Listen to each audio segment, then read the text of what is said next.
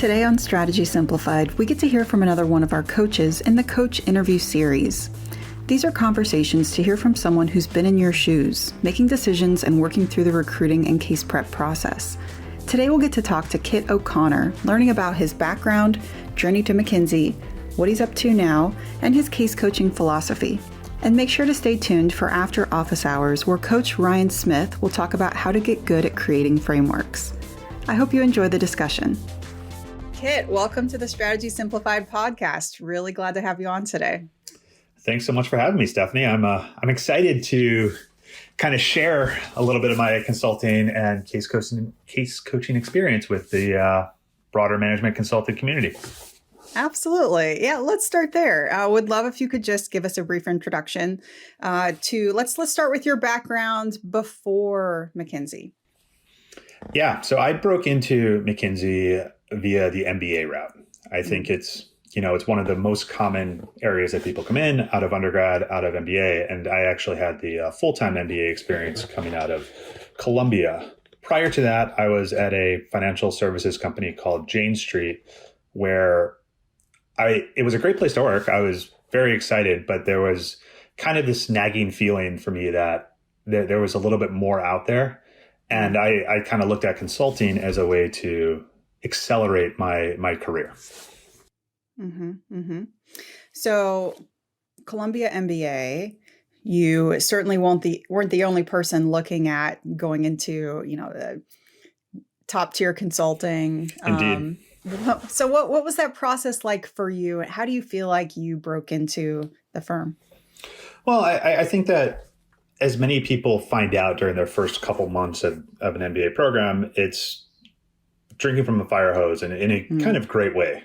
I think that I was a little bit surprised when you arrive on campus in August and then you're immediately recruiting in September and you kind of wonder, hey, I haven't learned anything yet. What am I going to be good at?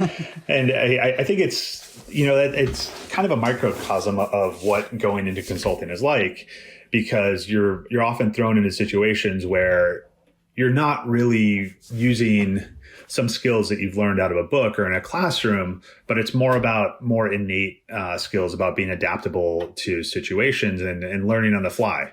So that's what it felt like, is that you get to school, suddenly you're recruiting, and a lot of it is based on, hey, can you kind of keep up on the fly more so than, okay, I'm going to ask you a question and I allow you 10 minutes to go look it up and then come back and have an answer for me. Mm-hmm, mm-hmm. That resonates deeply with me. So what offices did you recruit into? What were you based out of? So I was based out of New Jersey. I think for me, I'd been in New York for, almost a decade at that point. And I wanted to stay in the New York area. And so I recruited for the New York and New Jersey offices. For McKinsey, those are relatively similar, and there's a little bit of mixing. I know for other firms, BCG in particular, that there's more of a differentiation between the New Jersey office and the New York office, where there's a bit more of a distinct community in New Jersey. So people often ask me, hey, what are the differences between the firms? And this is one of them. Think about the specific office culture that you're applying to, and whether it's part of a bigger complex, i.e. at McKinsey, the New Jersey, New York, a little bit of Boston, or more siloed environments. Mm-hmm. In a 2-year MBA program, were you lucky enough to get the summer internship and then secure the job that way? Or was it a 2-year recruiting process? I got a summer internship. It wasn't the one that I ended up at. I had 2 offers for my summer internship, Deloitte and KPMG, which was actually a fairly tough decision which one to choose. I ended up going with Deloitte as part of their New York office. They don't really have a New Jersey office. And then re-recruited when I came back on campus in the fall for NBB, and obviously ended up at McKinsey. So could you tell us just a little bit about why you decided to not stay with Deloitte? It was a very tough decision. Deloitte is a fantastic firm with wonderful people. For me, it was a little bit of a what if. I think that when I look back at even at my application essay for Columbia, I talked about going to McKinsey because McKinsey was the consulting firm. And that's not to say that there's not a number of other fantastic other firms out there, but I really didn't ever want to look back and say, hey, did I leave anything on the table? And so for me, that was, hey, let's give this one more shot and see how it works. And, it ended up working out okay for me. It sounds like it did. You rolled the dice, you went back, you re-recruited. Obviously, you made all those relationships in the first year of school, right? Went through that process. I went through a very similar process myself and recruited full-time into the associate position. You decided then to not just do the associate tenure, you stayed on to become an engagement manager. What was that process like for you? Did you, when you got in, did you anticipate that you wanted to stay for a long time, or were you just feeling it out as you went along? That's a great question. People often talk about signing up for consulting in 2-year chunks at a time because, at least in MBA, that's kind of the typical path to promotion. I think that's changing a little bit now, especially as remote work becomes more prevalent. But at least when I joined, it was pretty much 2 years at a time, 2 years associate, 2 years EM, 2 years AP, and then, make it a partner, hopefully around 6 to 8 years in. For me, I would say that I came in sort of thinking it would be about a 50-50 shot whether I wanted to go for partner.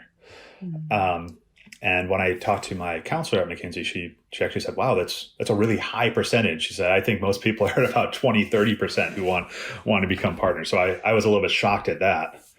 But I would also say it ebbed and flowed over my time at McKinsey. I distinctly remember about 3-4 months in, I was talking to my parents and saying, I can't do this. Everyone else is so much smarter. Everyone else is so much faster. Everyone else is so much more insightful. And I think that everybody who joins a consulting firm kind of has that little dip in the beginning of their career because consulting is so fast paced and really just not cutthroat, but there's not really a lot of slack that's tolerated. So I think I started off really, really strong, excited about maybe becoming a partner someday. Had this little dip where I said, I don't know what I'm doing. I made a huge mistake. But then suddenly 6 months later, I was teaching a new associate how to make some slides, how to put together a storyline, how to write emails in the quote unquote McKinsey way. And I realized, oh my God, I can do this. And so I think if I said, okay, that's kind of approaching my first 2 years. Do I want to do this for another 2 years? Yeah, I think so. I want to just say, hey, I proved myself at the associate level. Can I go prove myself at the EM level, a little bit more of a leadership position? And yeah, I think I was able to do that. It wasn't quite as intense of a roller coaster as being an associate. I think you kind of have the battle scars where okay, this is going to be intense. There's going to be new demands put on you. There's going to, just be all of the internal things that you hadn't quite expected. But like I said, I was a little bit more prepared for that. And so I felt better about it. And then, frankly, at the end of that, COVID hit. And I think I mentioned before, consulting's a bit of a team sport on steroids. And I really did not like the job in a pure work from home environment. I missed the camaraderie. I missed being in the team room. I missed, being face to face with clients and having impact. So for me, it was a little bit of external factors that ultimately said, not quite the right time for me at this firm anymore. No, it makes perfect sense. So after leaving McKinsey, what has that pathway looked like for you? And how does your McKinsey skill set help you in what you're doing now? Another good question. I think that the consulting shine is very apparent in any sort of role post-consulting. Certainly, I always position myself, or if I don't, somebody else does, as an ex-consultant. And that means something. I think that there's a little bit of a club in that people who have kind of been through the ringer are able to speak in certain ways, reminisce in certain ways, and just kind of move things forward.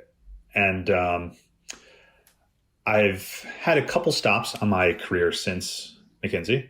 So first one was kind of a quick drop into the consumer industry, where I was focused at McKinsey. So I worked at AB InBev for a year, helping to kind of build out what they call a revenue growth management program. And then actually was recruited to a tech company to do essentially the same thing, writ very small. So at AB, it's a huge company with a lot of moving pieces. At O9 Solutions, where I am now, it is a much smaller team, very focused on building the best possible platform that we can then scale more across companies, across industries, across the world. Mm-hmm. That consulting shine, it's got to be more than just a brand stamp, right? Like what are, for those who are thinking about the kind of skills that they're going to gain from going through the ringer, as you said, what are some of the things that come to mind? I mean, in a word, it's PowerPoint. But how does that translate to actual skills? And I think it's a few things. It's let's call it three things, because as a consultant, you always make lists, and lists often have three things. So I think the first one is the ability to speak at the right level. You see a lot of people who have grown up in industry, and they're excellent at their functional area, but kind of start struggling a little bit as they have to go a level or two higher, and you can't be in the details anymore. So that first one is consulting really teaches you to speak at the right level for your audience, and to kind of tailor your message for, frankly, the level of seniority, because in consulting, you're dealing with people from, kind of the first year analyst all the way up to C-suite. Mm-hmm. So that's the first one. I think the second one is the ability to craft a compelling story. When I work with people on MC case practice, a lot of times I say, it's great that you can have the answer to a problem, but that's only half the battle. The other half is convincing people that you have the answer. Mm-hmm. So it's not enough just to, answer the case. You have to answer it in a compelling way. You have to weave through a story. And then I think the third thing that you really learn is just going back to that, having to present to the C-suite, is this executive presence. I remember in my MBA program, I had a class where I had to go up in front of the board and just give a presentation on anything whatsoever. And it freaked me out. My heart was pounding because I knew that I wasn't being judged on the content of the presentation. I was being judged on how I presented.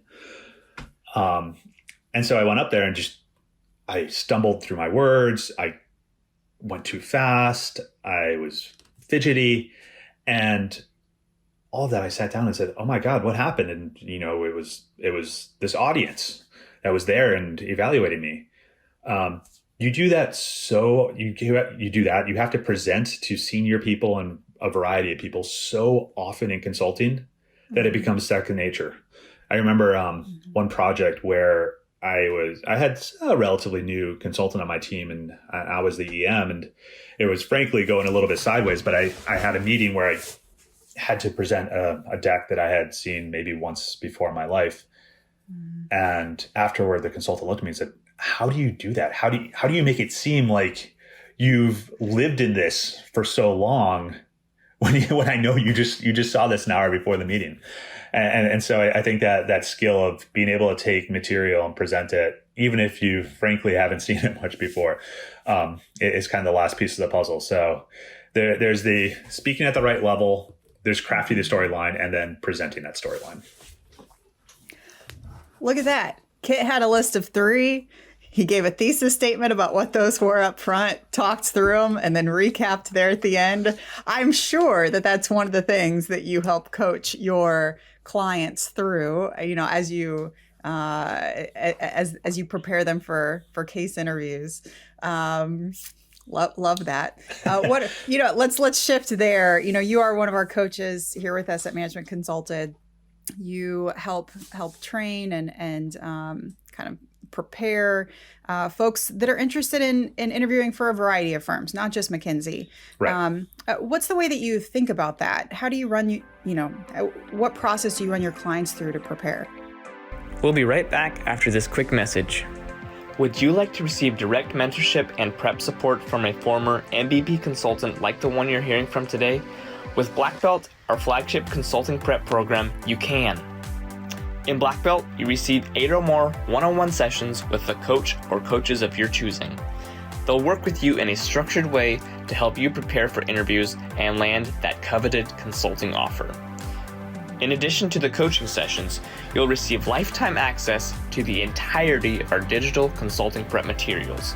That's including but not limited to 9 courses, hundreds of practice drills, 500 plus practice cases with solutions, and so much more. Plus, our Black Belt support team will be on standby to answer your questions and provide guidance wherever you need it. If you're tired of wasting time in your prep process, click the link in the show notes to learn more and register today.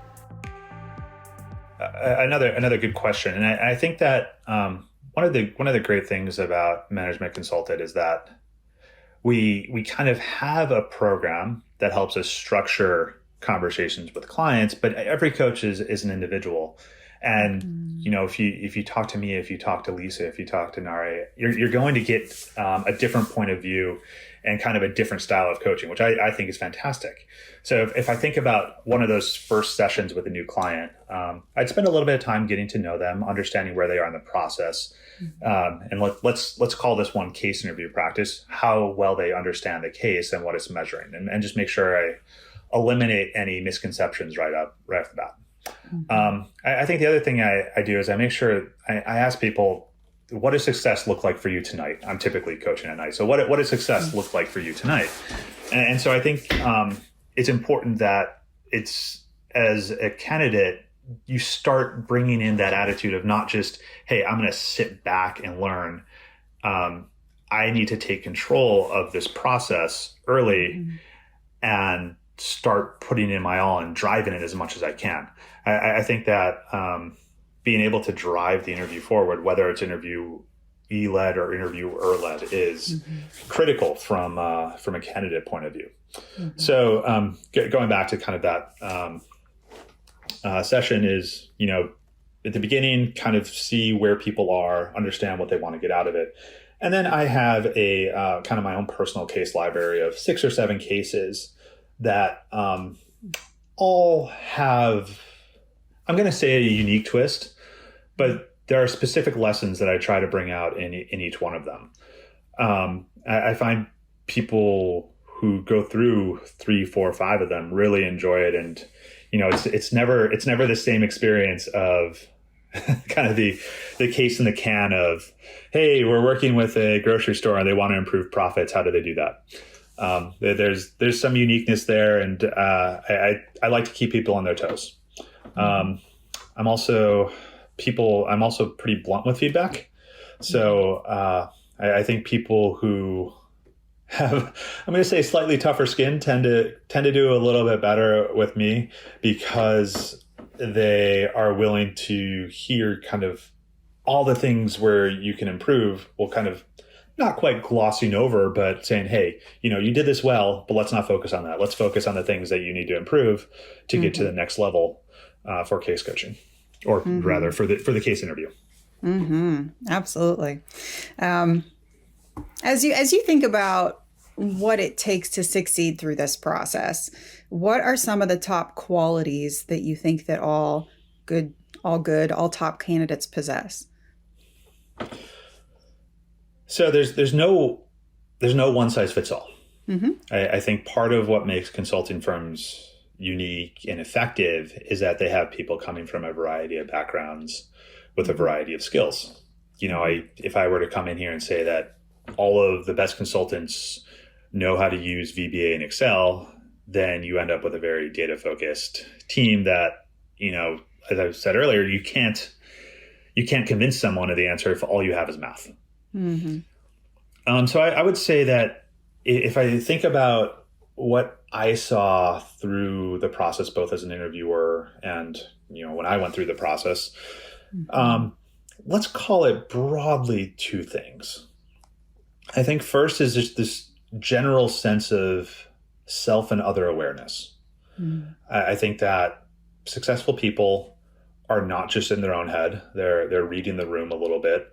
They're keeping one foot outside of the case and thinking about it holistically rather than being hyper-focused on, whatever the most recent question, what price do I need to sell this gallon of milk at is, and trying to tie everything together. So that's what I mean by this self and other awareness, that, hey, understand where I am, what I'm doing, and how it fits into the whole. And I think the other one, this one is rather specific, is this sense of creativity.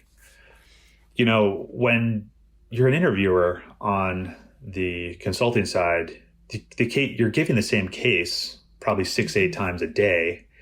And I know for me, I tried to use the same case the entire recruiting season because I got really good at knowing what a great performance looks like, what an okay performance looks like, what a below the bar performance looks like. So going back to that creativity, anytime I was able to go off on a little tangent that I hadn't explored before because somebody said something creative or new, that was super exciting for me. It gave me a little bit of a chance to say, like, oh, John, he was the one who brought up the new labeling on those gallons of milk that we never really explored before. Even if it's not part of the case, I still think, hey, wow, this person has a really interesting idea. That's the sort of attitude I want in the team room when I'm working on a project. Mm-hmm. Absolutely. But a couple of other questions here as we start to wrap up our time, just to get to know you a little bit more personally. So do you have any hidden talents, Kit? This is one of the questions that you did provide me ahead of time. And I was talking to my wife last night, and we both kind of came up with the same hidden talent. And these are two words that really shouldn't go together, but amateur electrician. Amateur electrician. And you yes. haven't caught the house on fire. So haven't caught the house on fire. I've only electrocuted myself once. But no, my wife and I were part of the great COVID migration out of New York City, and we moved to the suburbs. And so I kind of quickly realized how much it cost to have handymen come in and fix things. So I started trying to do things myself. And I definitely do way too much random electric work on the house now. But I think I'm okay at it. I'll do a favor to you and to the audience and tie it back to consulting. I think if sometimes you look at something and think it's magic, there's no way you could understand what's going on. If you look under the hood and are willing to dig and be curious, there's actually, I think the bones holding things together are not quite as complex as a lot of people think. And so if you're willing to kind of dig into something and be open to learning and kind of, I hate using the word experiment with electricity, but experiment, then I think you can kind of learn something neat and a new skill and be surprisingly self-sufficient. Mm-hmm. I really like that analogy. That worked. I like it. And then, if you think back over the path that you've been on up until this point in your life, is there a moment in time or a decision that you made that really changed the course of your career, that really set that path in motion? Yeah, it's tough to say because I kind of subscribe to this philosophy that what's the best year of your life is next year. And so I kind of, it's hard for me to look back and say, oh, this was the one. But I would say I do refer back to one moment a lot in my both, I guess, consulting and MBA career. And we kind of talked about it. It was when I came back onto campus and decided to re-recruit for MBB.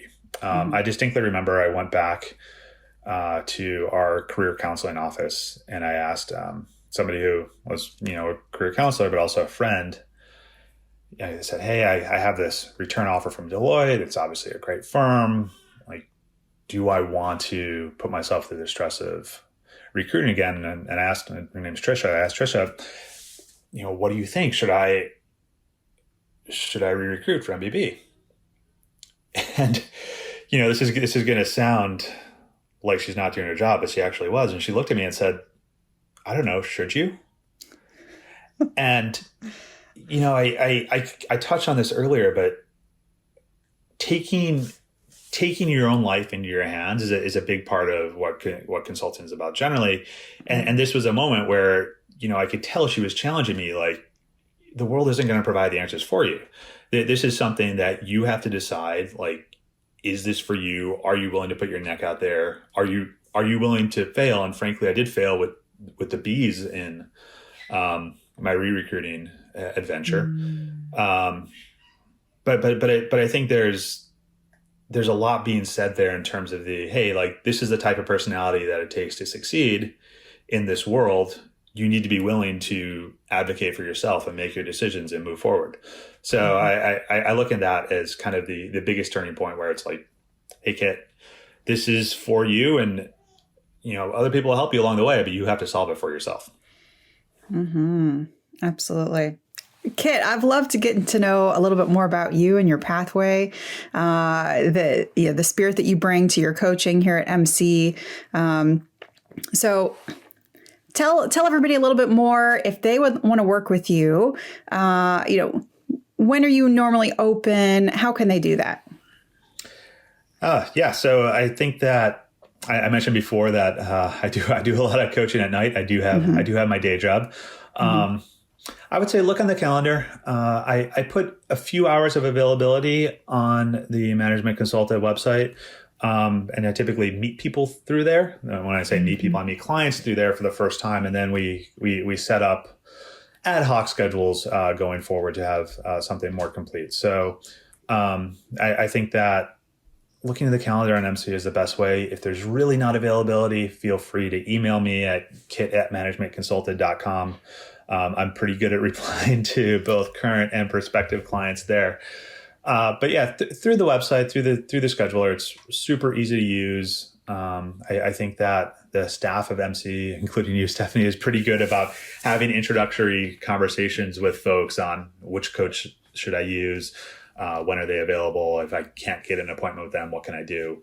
So there's a lot of great, I don't quite want to say hand holding, but a lot of great resources beyond just okay, go click, and suddenly you're paying for a session. Absolutely. Kit, thank you again for being with us today. Absolutely. Thanks for having me, Stephanie.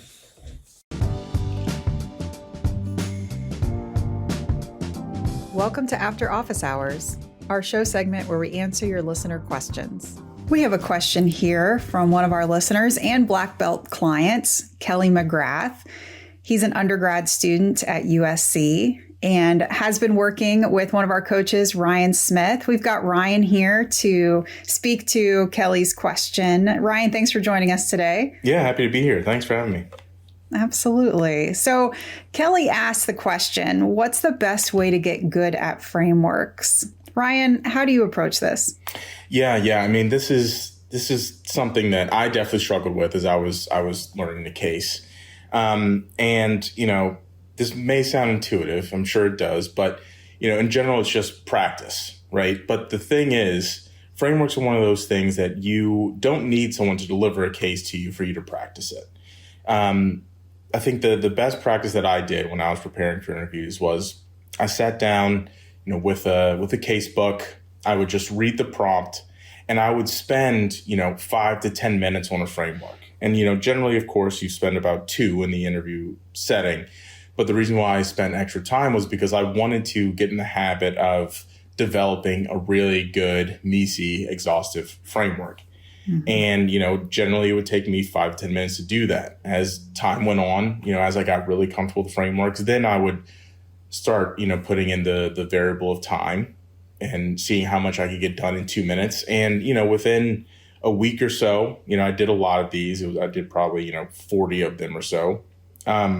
I was feeling very, very comfortable with frameworks. It ended up being a real strong piece of my casing. So I would say, if you're struggling with that, feel uncomfortable with it, just spend a couple of days doing that, and I guarantee you'll feel better with it, and will get better. Ryan, really appreciate your thoughts and insights there. Maybe I'll ask you a follow-up question, which is in the context of practicing through structures and frameworks, when does it become valuable to work live with a partner or with a coach like yourself?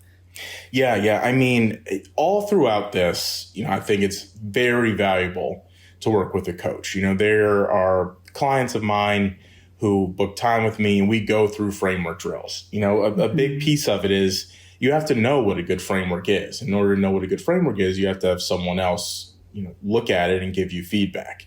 Doing the framework drills with a coach is the quickest way to, become very good, at the beginning piece of the case. A couple sessions and you'll be great at it. You'll feel comfortable with it, and you'll be coming up with consistent, high quality frameworks. Ryan, thanks again for joining us today. Thanks for your insights here. And I'm sure some folks are interested in working with you personally. So would love if you could just say a few words about your own coaching style. Yeah, most definitely. I mean, it really depends on, what stage the person is in. I'm totally accepting and can handle all stages of casing, whether you're proficient, whether you're just beginning. I have, just beginning, I talk you through the whole case, and then we dig into exactly, where you can improve best. Everyone has their strong suits, and we identify, what those are, and also the weak parts, and fix all of those. If you're very proficient at casing and interviewing, next week, I can also just give you some last minute tips that are highly implementable that can really, really take your, casing to the next level, where you don't have to have, weeks ahead of time where you practice it. So, highly bespoke, very tailored to everyone, no matter what stage you're in. Great. Thanks so much, Ryan. Thank you. Want to work directly with Kit? Make sure to check out his current coaching calendar in the link below. And all of our coaches are ex-McKinsey, Bain, or BCG consultants and interviewers who've been extensively vetted and only coach with us here at MC. They love working with prospective candidates to mock through full interviews and drill in the areas you need extra help. You can find a link in the show notes and read more about our offerings at managementconsulted.com. Also, if you have a question about breaking into consulting or the recruitment process, we'd love to answer it on the podcast. Email your question to podcast@managementconsulted.com. Or better yet, please send us a voice note. Open the voice recorder app on your phone and record yourself. Either way, make sure to include your name, location, and question, and send it to us. podcast@managementconsulted.com. We'll see you next time.